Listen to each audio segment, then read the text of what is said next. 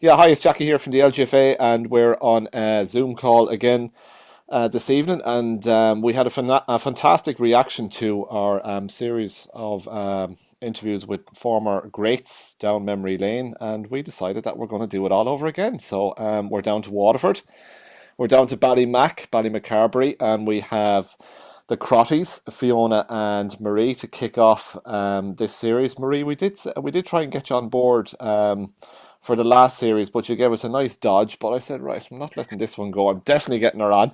So here we are. Ladies, great to have you on. How's all?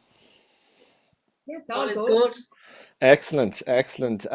Fiona, you just before we started recording here, you were telling us about your line of work and what you're doing with yourself at the moment. And so is this a new little venture that you're in at the moment? Yeah, it's social prescribing. It's called, and I Explain suppose that one to me.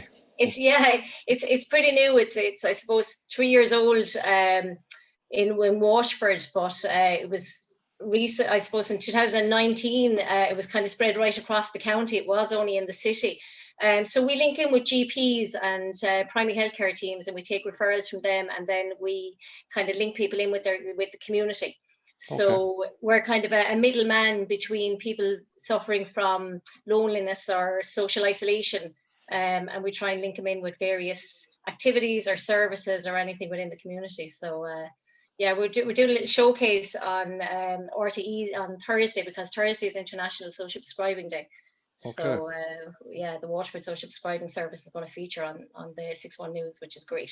Excellent. So today is Going down there. Tuesday. So we're going to actually release this on Thursday, which will be a nice tie-in for you, Fiona. Like you hit on a couple of things there, like loneliness and that. Has that kind of sense for people been amplified as we kind of navigate our way through what we're going through at the moment, Fiona? Absolutely. Look, you can imagine, like, I mean, when we say loneliness and social isolation, people automatically think of the elderly, but like we work with people from 18 plus, and my youngest client is 18, my oldest is 92. Wow. And you can imagine, like, they're isolated. Like, I mean, we're all isolated now, like in the current climate, but there's still so many different opportunities for people, even in the lockdown. Like, we've been blessed to be able to give out even digital devices to people that wouldn't have had them, so we're able to link them in with courses and even just coffee mornings. And for some people, just a phone call is enough. So It's an incredible job you're doing, Fiona, and don't underestimate it by any manner of means. We had a very, very sad case here locally yesterday of a young man who sadly passed away in tragic circumstances, and it's just yet another story. Sadly, a very talented kid, but just unfortunately went down the wrong path at times, and so you're doing a terrific job, and I wish you well with that, Fiona. yeah, Before thank you. Marie, how's all in your world? Yes, all good in our world as well. Yeah, I'm working away as well. So we were in construction, and my husband worked abroad. I was at home. So obviously, the lockdown last year, that all closed up, and I went on the COVID payment for a month or so, and just the boredom, and so I said I have to get something. And again, all that was out there at that time was healthcare workers, and I said, right, come on, I throw myself in here. So yeah, so I did home help, Brilliant. and I've done that now up to last Friday, believe it or not, and I was promoted to supervisor Well done. on job on last Monday in the South Dublin. So again, working with the elderly, it's so to me the lockdown, it wasn't really a lockdown as such, because you're out 6 days a week working with the elderly, and very satisfaction, great satisfaction. You took the words out of my mouth, Marie. That doing what you're doing must give you an enormous sense of satisfaction, and that ability to help somebody is really, really nice. Absolutely, and believe it or not, I found a different side of myself.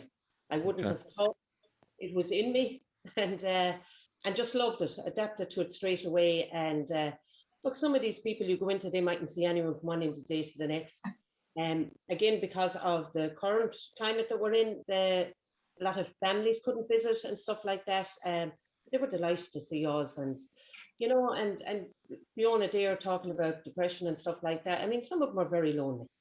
So for us to be going in and just cheering them up, if it was a chat or a little walk, and the walks could be around the sitting room with a Zimmer frame, and they were happy and a bit of a joke because they might be old, but they never lose their sense of humour.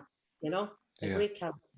Yeah. I tell you what, but by anybody that doesn't know you, to listen to the line of work that you're both in, it will give you some indication of the type of people that you are. Humble, giving, just absolutely brilliant. And keep it going, because it's so important to people right now, particularly. And look, there is light at the end of the tunnel, I think. And we would like to get back to some sort of normality in football. Towards the summer and into the autumn, please God. And that's why we're here to talk about football as well. So look, your list of honours is just as long as my arm. All Ireland medals, with club and county, all stars. Marie, you were the first lady to kick a point in Croke Park back in 1986. I think you were inducted into our Hall of Fame.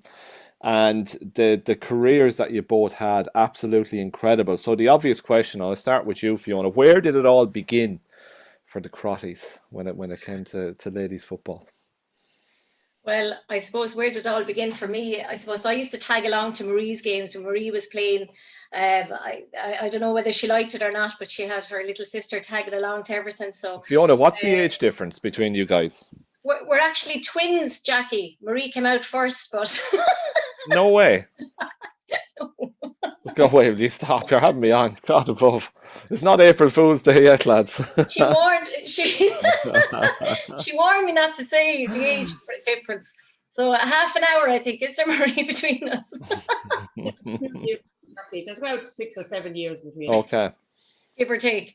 But I suppose, look, when I started playing football, Marie was my coach, So Marie was winning All Irelands, and she was still back down in the field in Bali Mac coaching the younger ones. And Marie always had a great head for football, but she was also really great with kids.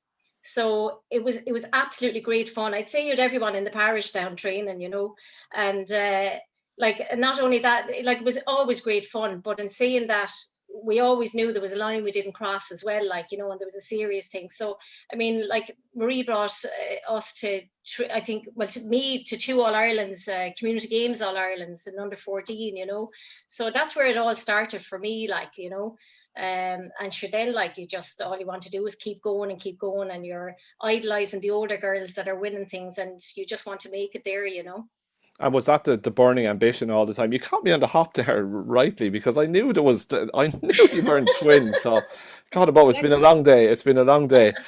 Marie, when you see, when you were looking at Fiona growing up, did you recognise that you had a really talented sibling here, and that she was a really good player as well? And I suppose in them days, you wouldn't see many players with a left leg and a natural left leg. And Fiona had that left leg. So that alone to me was, me as a coach and coaching kids, I was going, I'll get her now ready there for a corner forward, with the left leg coming in on that wing. She was a bit squeamish at that, but we toughened her up. But no, she did. I suppose, she looked to me, I suppose, we all look up to our bigger, sisters and stuff. But so when I was doing it, and she could see the joy we were getting out of it and the success, it was very easy to coach them then at that age. Unfortunately, in Bali Mac at that time, there wasn't any major underage structure. So community game was the only thing. There was none the way you have nurseries now and stuff like that. So I was involved with the community games. And I remember even when I started off now, I mean, they were, I think you had to be over 18 to sign the forms and stuff. And I wasn't. I would have started with Anya Wall's age with the twins and them.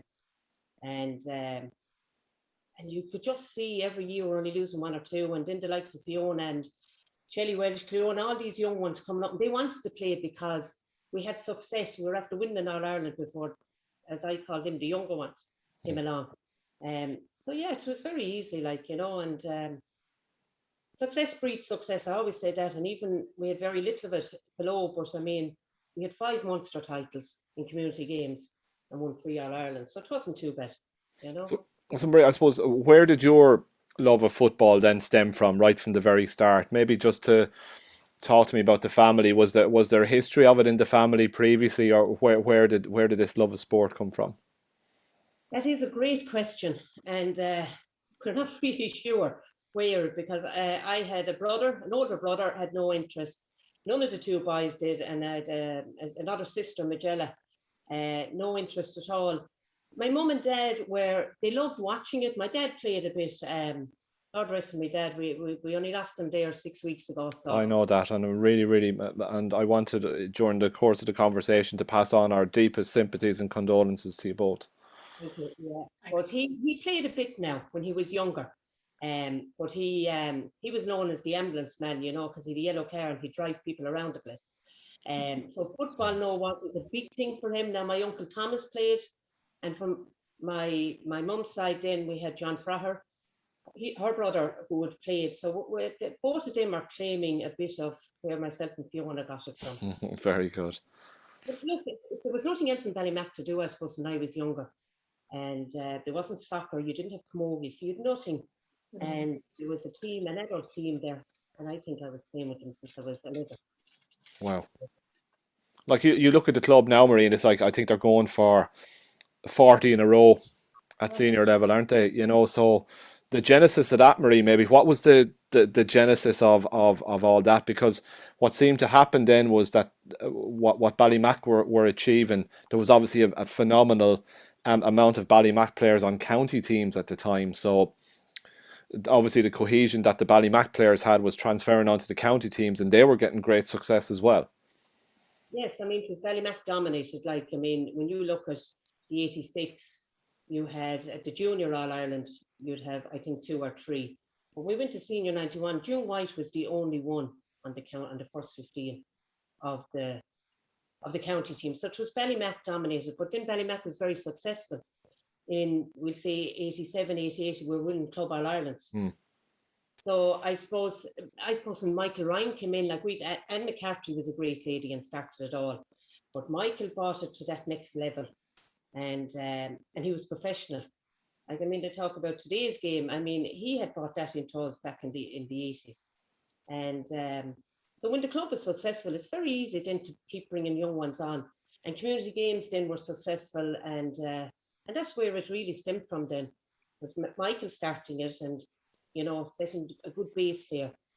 Yeah, I remember we went down last year when he the Volunteer Hall of Fame, and we did the video, and down with the family there, and the memorabilia they have is absolutely incredible. Fiona, would you be aware of the legacy as you were, growing up, and this, phenomenal club, and what they were achieving and what they would continue to achieve? And was that a huge attraction for you? Completely. Like, I suppose, look, when you had the Marie Crottys, and everyone in ladies football was talking about Marie Crotty, like when you had the Marie Crottys coming back down coach and taking these little 7 and 8 year olds out on the pitch, they all wanted a piece of it. Like, in school then we had Patricia Butler, Lord of Mercy on her. Patricia's sister was in the school, so she was passionate about it as well, and then sure, Michael Ryan, you can smell the passion off Michael. It's like seeping out his pores, like, do you know what I mean? He's just, as Marie said there, he's such a professional,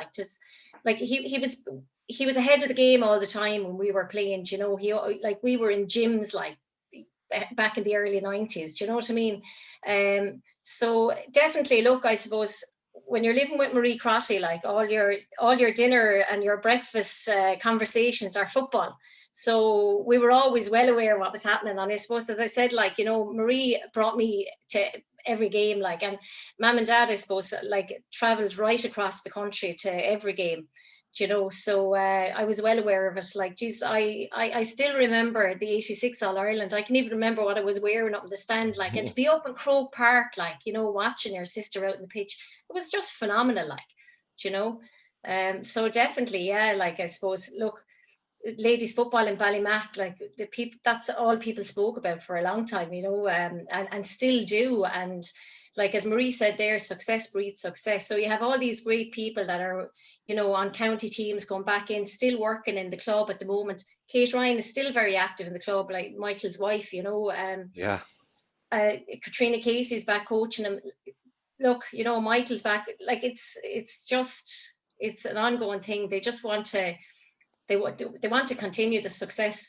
And, you know, like I suppose in Waterford, you'd have people saying, you know, God, it's time now, maybe another club stepped up and maybe you want it to be great for football in Waterford. But like, I think I heard, was it Aileen Waller, one of the Walls, saying one day that nobody in Bali Mac wants to be part of the team that loses.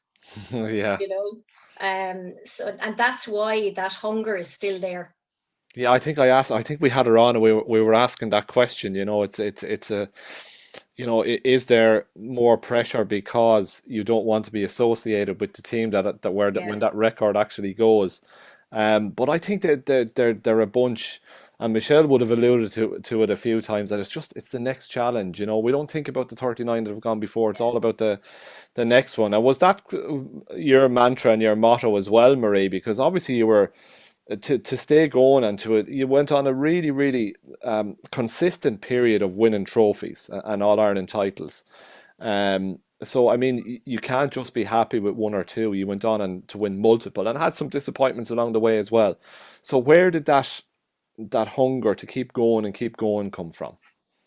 Well, again, I think it came from Michael to a certain degree, because we'd finish a match and you'd celebrate it. Now, if you were playing with the county and you won in All Ireland, you were out the following Sunday with your club. So, you know, you had that one night to enjoy, and that was it. You were back. It was like a job. We were back then. It was business again, and you forgot. I don't think any of us now. You won the All Ireland, and that was gone. And you went on, and you had another year ahead, and then you wanted to go again. And we'd always say, like, the first one, it passes you by, and then the second one, you can enjoy it a little more, take a little bit more, and then you want the third one. You know, and you're going for 3 and 4. And if you don't get that, you're back into stage 1 again. That's what happened to us, like, you know. Yeah. Now, the club was different, but I suppose the club, we set up the Dolores Terrell Cup, which Dolores was one of our That's teammates. right. So the incentive to win that cup was just unreal. I mean, even now, when I see that club, the cup being presented, it means a lot. And I think when you grow up with something like that, you want it. Marie, am I right in saying that the first year that trophy was presented, Bali Mac won it? Yes. Yes. Yeah. And that was the incentive that year. And every other year after that, it would have been. And I still would have it now. I always said I'd love to train a club to win that. You know? You might. Hopefully I will. Yeah. I mean, if you look at them over the last few years, when it comes to playing Mourne Abbey, they've invariably come up against Mourne Abbey. The gap seems to be closing. It is, and that's the one thing Bali Mac and Waterford always had, and that comes from Michael. It's if you lose a game and you lose it by 8 points, it's to go back the next day and not lose by more than 8 anyway. Even if you know you're, and it's to pull that back and you know, get closer and closer. And every year, if you're doing that, and that's what happened with Waterford and Kerry, we kept getting closer and closer. And once we hit that mark, then it's the belief, and I think it's the belief that is installed in us, that we believe we're good enough. We wouldn't be here, and if we've done the work, you know, we're happy then that the hours then if we have done the work and put in the training. Whether that, you know, that's from management, I suppose, from older players involved, and that's where Michael is very clever, bringing the likes of Katrina Casey. You know, Katrina says very little, but when she does say it, you know, it means it hits a point. Yeah, you know? she's terrific. Absolutely. You'll always keep past players involved somewhere, you know. And that Michael's Yes, great Fiona. as well to create an environment around a team, you know, and it's just, I suppose, a very positive environment. It's very inclusive. Like I don't ever remember coming on as a new player on that team and feeling like I was a new girl. You know, it was always a very inclusive environment that he created, a fun environment, but a very hardworking and mutual respect. I mean, everybody, like, we respected the experience that the older girls had and the hunger that they had to win, and why, like as Marie said, for years they were fighting to try and beat the great Kerry team, you know, and we saw this happening for years. And then when we became of age and got on that team, like, we were, when you marry that hunger and experience with these young little ones that are so eager to prove that they should be on the team. Like, I mean, it's like a recipe for success in a sense, you know. And Michael created that super inclusive environment, like that everybody really knitted together, like, and just gelled, you know. And that definitely comes from management, both Michael and Bridget, like, I suppose, you know, creating that positive environment. Yeah, special times indeed. Fiona, what was it like then to win All Irelands together? What was it like? I suppose, look, do you know what? She's great playing with your older sister, because, like, I suppose when I got on the senior team, I didn't have to cycle to train anymore, because Marie had a car. It was great. Very good.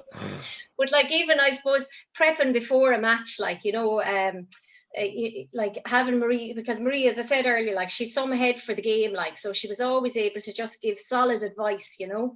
And that was just great. And I suppose, look, as well, when I started playing with the senior team, I think my parents kind of wondered why they ever christened me, because nobody ever called me Fiona. I was always Marie Crotty's sister, you know, for years. And look, do you know what? I didn't mind it. It was great. I think ladies football, if you could be anyone's sister, you'd want to be Marie Crotty's sister. I mean, she had a name that was up here, you know.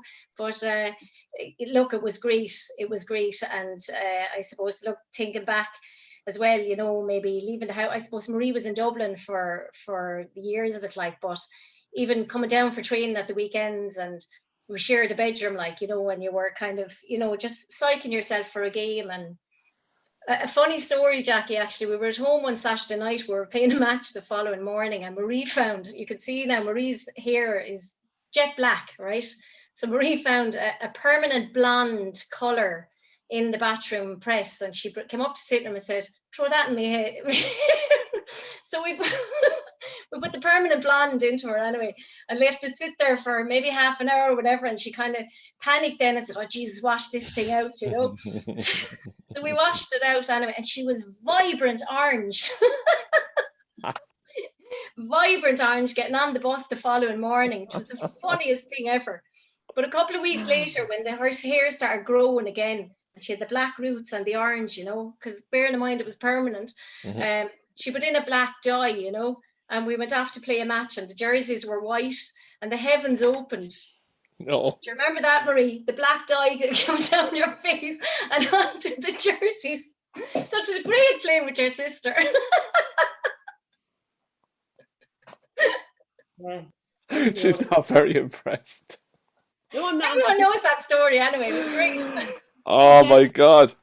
That was a Munster final, and all I remember going in, I wasn't aware it was all over the jersey. And my dressing room, like, you could hear a pin drop, and the giggles out of everybody. I mean, he was so psyched up, he didn't even see the dye running down my face. And so I had to go in and wash it off. So it wasn't, but it is a great thing to look back at now. Thanks, Fiona. Oh, that is priceless. That is one for the ages. That is one for the ages. Lads, Marie, if I could ask you, what's your favourite? You know, there were so many great days, but what stands out for you from your career as the standout moment? I mean, you know, you'll be forever remembered, I guess, for kicking that point. But I think it was more. There's better memories, I'm sure, than that for you, like.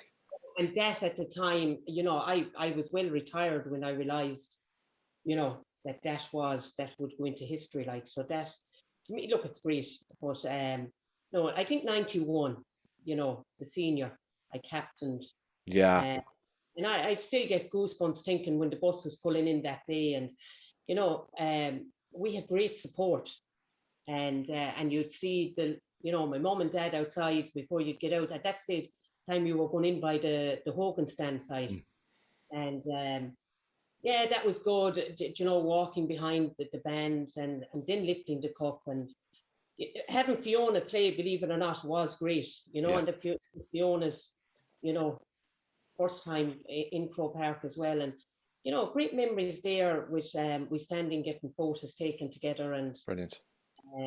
Yeah, I think that would stand in my as one of my favourite times. You were in some era then, the football. I mean, I remember looking back on some of the old games just for research for the last series of interviews, and God, the players that played in those matches and in those eras, Marie, would, and I've always said it, they would grace any era. They would grace the current era. Like put players of your talent into an inter-county setup now with the access to strength and conditioning and all of the various supports. I mean, talent is talent. It will flourish in any environment. I'm a strong believer in that. I mean, you talk about comparing eras, and maybe at times that's foolhardy or folly, but I still do maintain that brilliant players will thrive in any era.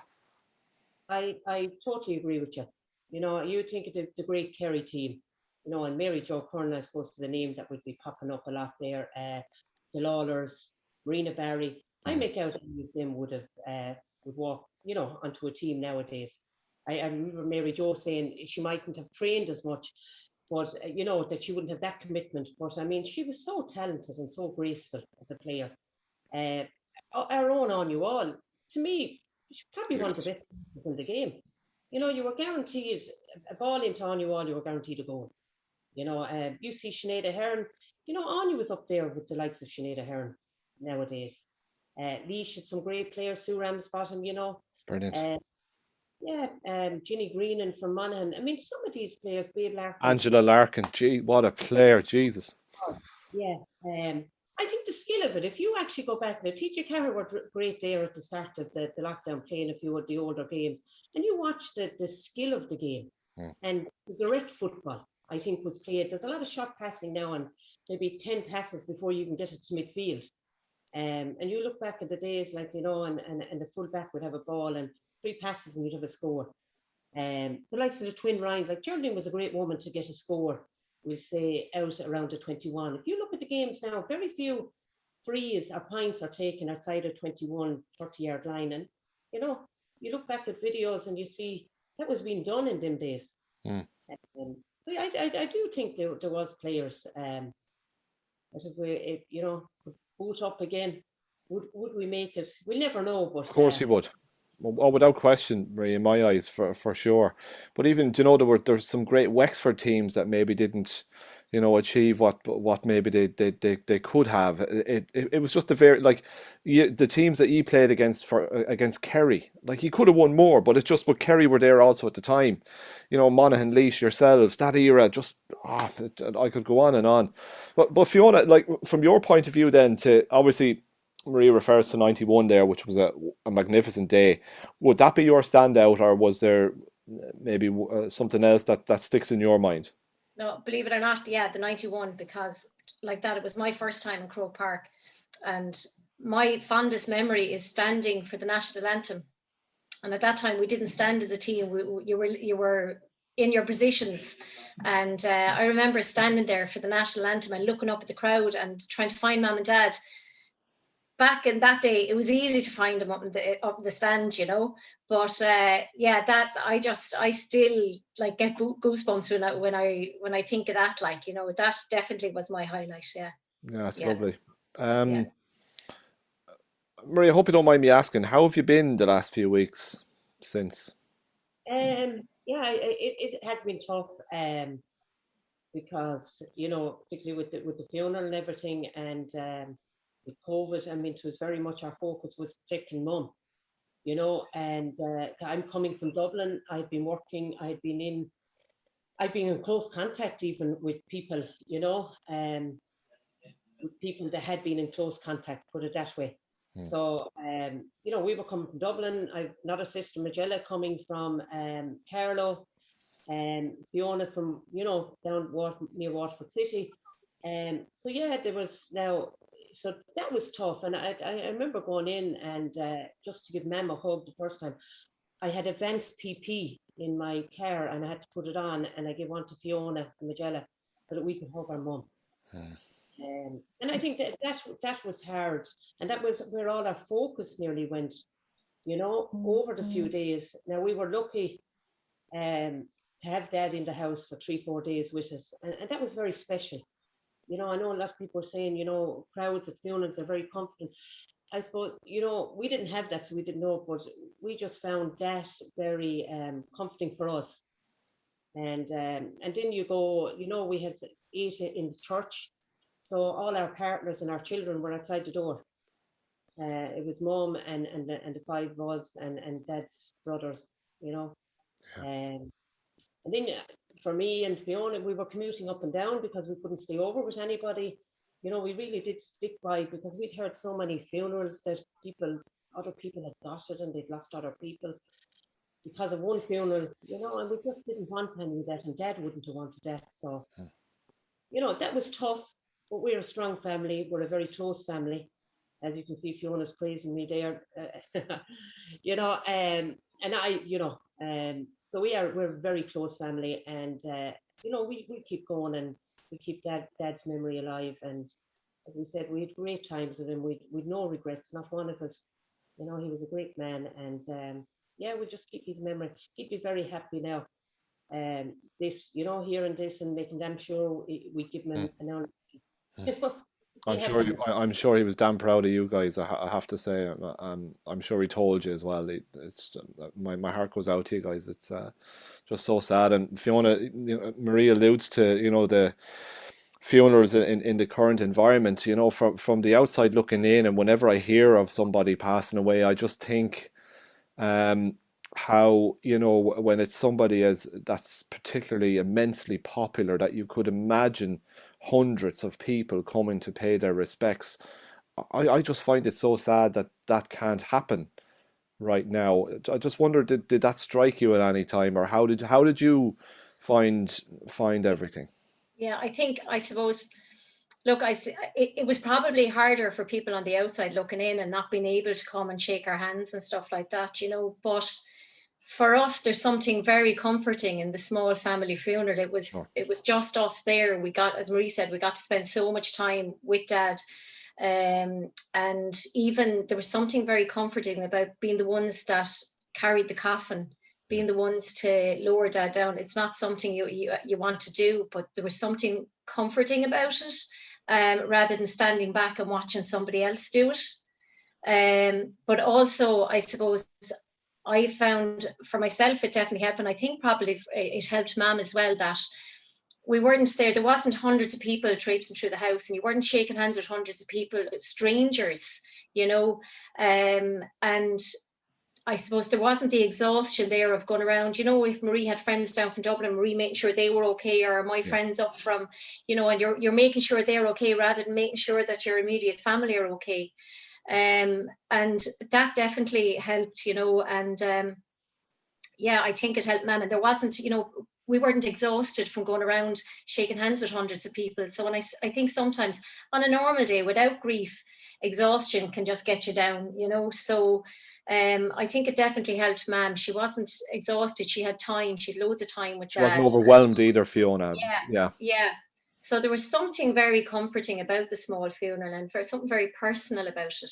And like, if you look back, Dad, mentioned earlier, Dad and Mum travelled all over the country to matches, for years, and he got to see us playing in Croke Park. He got to see us raising the cup. He got winning All Irelands, getting All Stars, and only last year, just a year actually before he passed away, he was at the Waterford ladies dinner dance in Waterford City there, January last year, so, and he was up at the 25 year, the Jubilee anniversary, and when we were up in Croke Park, and he got to go up and see the wave there. He got to see Marie being inducted into the Hall of Fame.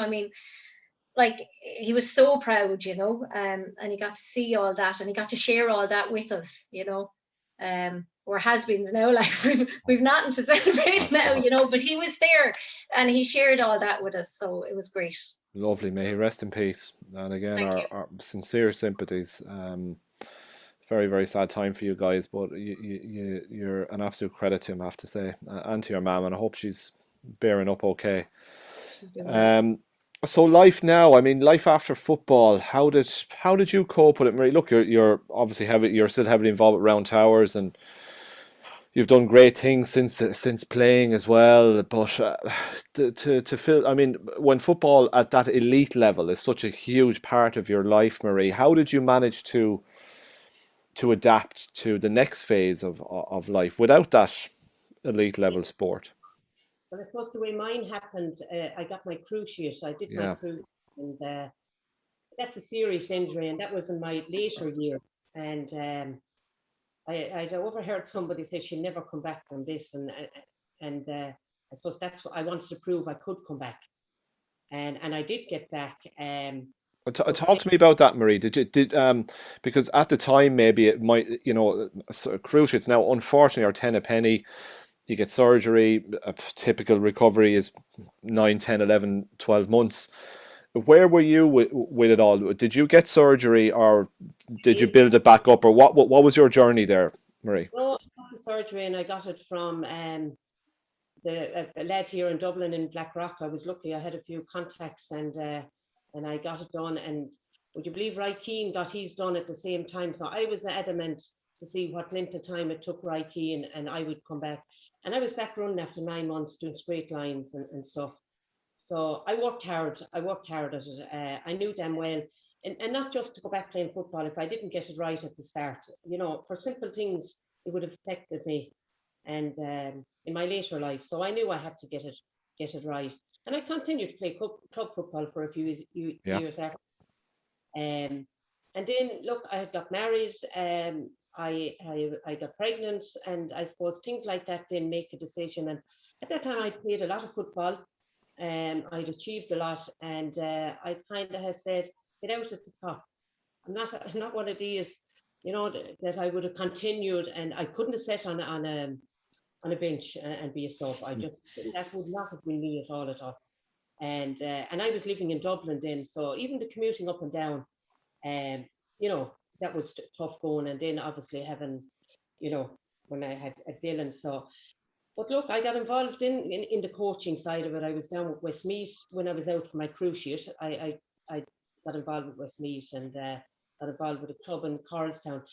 And to be honest, I was getting the same buzz, would you believe it, as a player. I knew myself as a player. I was going down training, and I had butterflies in my stomach. That's nice. Because I knew the legs were going a little bit slower. And I still wanted to be the best, believe it or not. Brilliant. And I just knew then. I said, it's time to go now. And then when I was coaching, I got the buzz again. Getting involved in Round Towers was the best thing ever. It's on my doorstep, a great club, and I get a great buzz even now coaching children. I really do. And just seeing them develop, and you're growing with them, and see. I mean, kids love winning. Girls are very competitive, and I know you don't have to install that in them. They just, once they get the taste of it. And I was lucky with the team. I got a bunch of girls there at 8, and even at 14, 15, they had it. The parents, they'd ring me before holidays and book their holidays, and and I thought, this is it. I hadn't an underage team since Fiona was, with community games, and I saw that again, and I said, we keep working with these. And they had the appetite. There was a young one, heading off Cahill Island she went every summer for 2 months. Mm-hmm. And I had this thing, if you didn't train, you can't get on the team, no matter how good you are. And she was 13 years of age, and she took a little program down with her that I did up. And one of the drills, I had 2 footballs involved, and the mother went out and they bought 1 football, and then they had to go and buy another one. And so when I see that, that's very easy then to work with people. I can't work with people that, as I call them, part-time footballers, because I still want to win, and if I'm coaching, I want to bring them to the best. And I was lucky with that. I do dread now because they're 16, 17. They've been out, you could say, the guts of a good year and a half, and it could go into you're after taking the next question straight out of my brain. Where do you think we are with kids now and that retention piece? Yeah, I worry about that age group because it was always hard to keep them anyway, between 16, 17. I do worry about that, and I would hope now that particularly for clubs, that there'd be a good structure there, and maybe some programs now that we can introduce, because I think the underage, they're great programs, and I know Fiona's involved with underage, so she'll tell you with say under 12s and 13s how they're keeping them now. But at 16, 17, I was doing Zoom calls they didn't want to be involved because they don't want to be seen on the screen. They're conscious of what way they're looking. So that was out of the question. You know, even that, you know, they had people kicking the ball from A to B and all around. You know, I got a handful of them because they don't want to be on the screens. So I do worry about that now, at that age group, you know. How will we get them back in and keep it interesting? I think it's important to discuss it, Marie, because, you know, there has been some research on that age group, and it is a group where you can lose them, but I think there's a sense of awareness now that that is the case. So it's good to have that awareness, that you're conscious that it might happen, and that at the same time there might be something you can do to maybe pull them back in, or maybe they're just at a stage where we might lose a few. So it remains to be seen, but it's a fascinating piece in its own right. I mean, Fiona Marie talks about, you know, your own experience. How is it? Do you think how has the pandemic affected young girls and young athletes? Yeah, I suppose, look, you know, I set up a club down here in Ballyduff Lower there a couple of years ago, and like we're only building a club at the moment. So our oldest team is an under-16 team. And like Marie said, these are the girls that are very hard to engage, you know, particularly now, like. So, like, I suppose our club are lucky enough in a sense that we're engaging in the One Good Club initiative at the moment. Yes, very good. So, and I have to say, like, as Marie said, like you say something like we'll do something on Zoom. They don't want to be on Zoom. You know, the cameras are off, and just earlier on, we had one of the coaches actually doing an aerobics class, like, you know, and I just looked at the screen, and the only camera that was on was the coach. Everyone else has their camera off. They're so self-conscious. I think there's, like, at that age, like, they're all on social media, but it's on their terms, you know. So yeah, it does concern me. I think the One Good Club, I suppose, has given us that little lift. We have the committee together, and with the younger, the 15, 16-year-olds, some of them on the committee. So they're encouraging the other girls, and they're coming up with ideas themselves to do something, to get out and be active and stuff, you know. I think you've hit on something there, Fiona, in that when we eventually come out of this, right, and I think we will, I think sport is going to be such a crucial outlet for kids, right? So I think it can work to our benefit in that sense, that this is something, you know, to lift your spirit. If you've lost a bit of fitness, it'll get you back fit again. You talk about the social piece, Fiona and Marie. Yeah, and I mean, God, even for a grown man like myself, a dad of three, and married to Lisa, like, I miss my mates, you know, the few pints with the lads, you know, and just to be able to get out of the house now and again. I think everybody in their own way is going through something right now, and I mean, you have loss and grief to cope with as well, which is quite recent. But from in terms of those young girls, they need to be around each other. Yeah. Okay, and not virtually. They actually need physical contact, and they need to be socializing with each other. So I think that, okay, while some might drift away, I think there's something for us in that when we come out of this, your local club is the place to be again. Yeah, absolutely. And the connectiveness is just huge, like, Yeah. you know, and that, I think even when we started the One Good Club there a couple of weeks ago, and we launched it, was a relay from, because there's two clubs in our parish, and Portlaw play the camogie, and we concentrate on the football.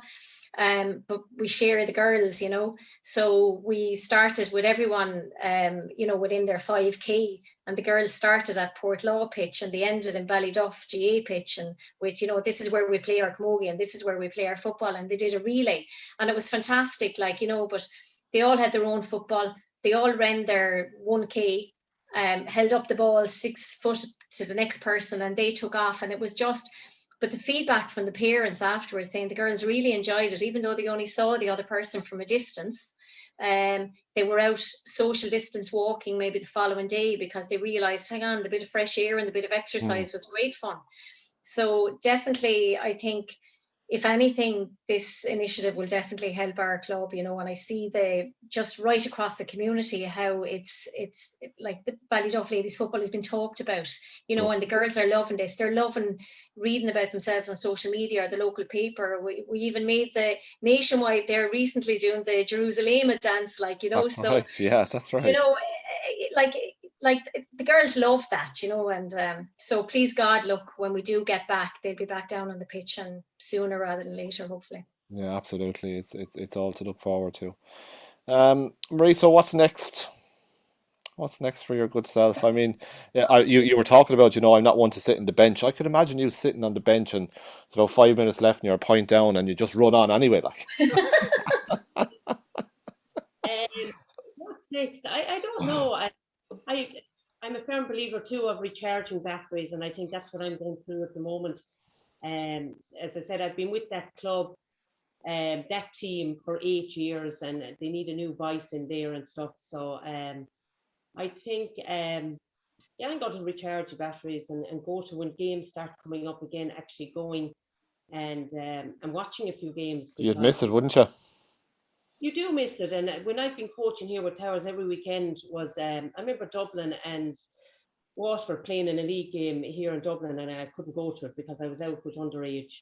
So I think it's time now maybe to take a little bit of time out and get the appetite back again for the underage, because it takes up all your time and stuff as well. And but yes, I definitely miss games and just watching. And if it's only standing in the stand and yapping to somebody, and you know, being the footballer on the ditch, you know, and God, how did you kick that wide, or whatever we're doing, like, you know, and just enjoying, as you said, the little bit of social side of it and having the freedom to go. Back to the Croke Park Hotel then for some refreshments then later on.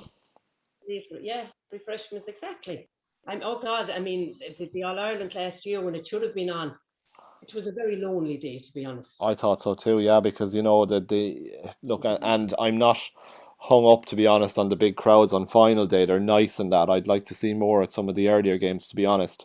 But it's still such a great occasion, you know. It's such a great day out, and you know, even, you know, the 20th of December, to have All Ireland finals in the first place, I thought was a remarkable achievement. But to have them without supporters, I thought there was just something missing, and it was something obvious, obviously, you know. Fiona, your own life, what's next in store? Do you not think too far ahead? Just take it day by day, and I don't know. I wish like, I suppose I'm chairperson of our club, and I'm vice chair of the county board. So you're busy. we're busy, yeah, and we're kind of at the moment like revisiting a strategic plan and seeing what needs to be done and stuff. So, and I'm part of the minor management team, so I'm hoping that they'll get out You're this very year busy. because they missed last year. So, yeah, look, you know, I suppose I'm part of the county board, but my love is on the pitch.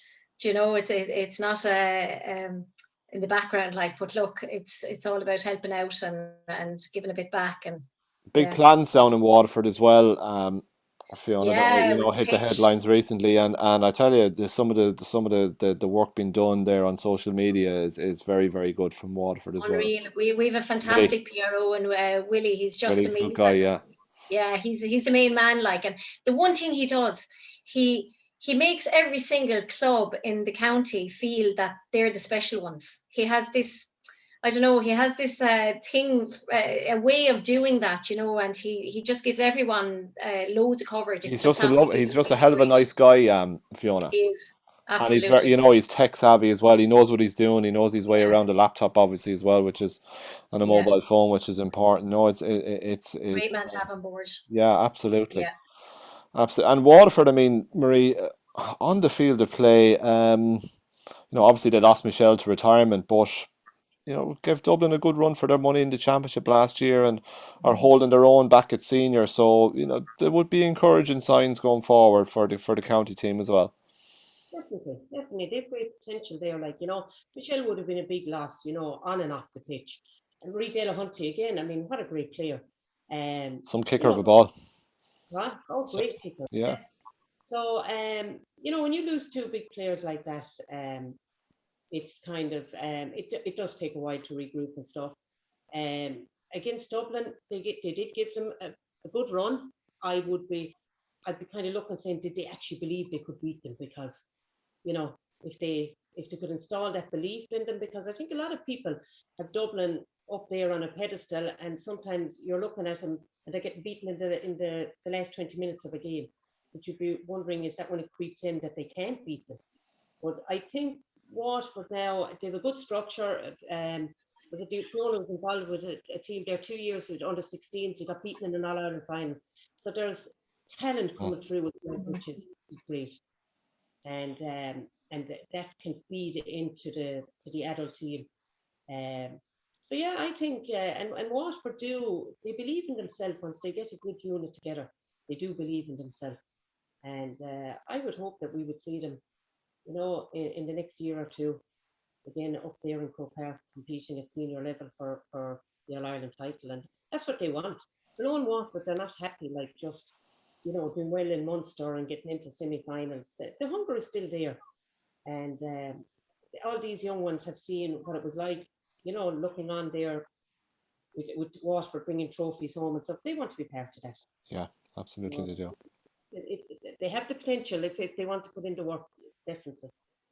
No half measures, Marie. No. All in, absolutely. Marie, I'm going to finish up on the night you were inducted into the Hall of Fame. I thought it was a really, really nice, really nice thing for yourself and your family. And I was talking to you before it and on the evening as well. Fiona, you were there as well, I think. Yeah, just a really, Fiona, really nice for Marie to be acknowledged like that. I mean, I get the impression she's an absolute hero in your eyes. You've an absolutely beautiful relationship, the pair of you. But to be there for a night like that, Fiona, how nice was that? Oh, do you know what? It was just amazing. Like, the pride goes beyond words, I suppose, and it was just lovely that we could all be there for that, because she so deserved it. I mean, when you kind of, as Marie said, like we sometimes things pass us, by, and we don't appreciate them, or we don't remember them, or we don't think about them too much. But when you see everything, like when they showed that little film and you see all her honours and what she's done outside of playing, like she's a fantastic playing career herself, but then after that, like, what she's done for football right across Ireland, like not even just in Waterford, so deserving. Like, it was unreal. It was amazing.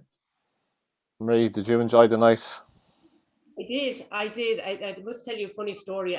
When I got the phone call, Marie Hickey had rang me, our president, and I was above in Round Towers Club on a Sunday evening, and she'd rang, and I can't rightly remember what she said, but all I heard was Hall of Fame. And I went, yeah, thanks, Marie, thanks very much, and got off the phone. I think I just went into a shock. I was thinking out, she must think. And about 15 minutes after, Marty Morrissey rang me. And Marty, I had Marty's number, so his number came up on my phone, and the girl I was with was in awe by Marty Morrissey. So she spoke, and Marty must have thought this one has a few drinks in her. So he said, Marie, I think I'll ring you back on Monday. So that was fine. So I sat there and I was thinking, I wonder what. And I rang Fiona, and I said to Fiona, I'm not sure if I have been nominated. Because at that time, I didn't know what way the Hall of Fame worked, And I said, I think I've been nominated. But then I said, Marty Morrissey's ringing me. So I said, he wouldn't be ringing now telling me he's going to do a VT and do all this and all the nominations. So I had to get Fiona to ring Ling Savage. Was I only nominated, or did I win it? So Fiona came back and said, you'll have to win in it. And there was 3 or 4 days down the road after that. But yeah, that'll tell you how shocked I was. I would be saying there's a lot of other players there. Because I looked at the list, and Mary Jo was there, and God, there's a lot of maybe people that would be more deserving of it or whatever. And but yes, I enjoyed every bit of it. I enjoyed the whole build up of it. I enjoyed the night. I felt like a queen, and and I'm very humbled and honoured, and and because I came from a great Bali Mac team and a Waterford strong team, and Michael, and I just took it on behalf of every player I played with, and I've won up on Fiona now, so I'm all right. A great way to finish, Fiona. There's no coming back from that. Guys, I swear I could talk to you all night. I've really enjoyed the conversation. It's great to see your faces, and again, I want to pass on our sympathies on your recent loss. It was also really, really nice to shoot the breeze on we could have touched on so many more moments because there were absolutely countless great memories from down through the years. But you know me, you know the way I operate. I like to do a nice open conversation. We could end up talking about anything from 1 minute to the next. Yes, Marie. For yourself there, you're doing great work there, particularly in the lockdown. And I don't know, was it a recent one or was it a repeat? You two young girls, I think they were from County Meath, and We linked them up with Neve Neve McAvoy. McAvoy. and I tell you, it was just lovely, and so you're doing a lot of work there in the background, and I think a lot of kids looking at that would have been chuffed out with that, and they're probably, I know two of them from my club said, how did you get on that? And I said, keep playing football and Jackie will eventually, he'll be on to you. So fair play to you for all the work and keeping it going, even though we're not on the playing side of it, it's But Marie, I tell you, and drop us a message now when we stop recording here, and we might try and line up somebody to talk to those two kids that you're talking about there. We'll try and make something happen. I think it's the whole concept of, it was the 20 by 20 mantra. If she can't see it, she can't be it. And the influence of role models and heroes is really, really important. And maybe those two young girls, it was Louise and Aoife Kane from the Nafina club in Meath, and who knows what the influence of that conversation and chatting to Neve will have on their footballing careers. I think Aoife was a little bit older than Louise, and Louise was maybe a little bit more reserved and shy, but fair play to Neve for coming on.